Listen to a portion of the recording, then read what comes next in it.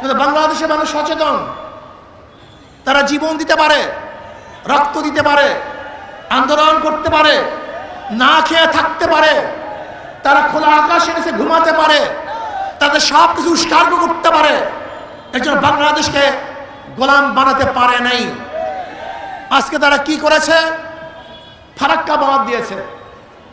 ফারাক্কা বাঁধের মাধ্যমে আপনারা জানেন এক সময় আমাদের বাংলাদেশ কৃষি নির্ভরশীল দেশ ছিল, পানি ব্যতীত ফসল করা যাইত না।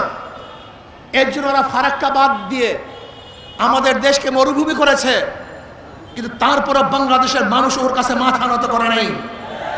আজও ফারাক্কা বাঁধের সমাধান হয় নাই, আজও তিস্তার সমাধান হয় নাই। আজকেও প্রবাহিত ভারত থেকে যে নদী এবং খালগুলি আছে তার পানির ন্যায্য ইচ্ছা এখনো আমরা পাই নাই।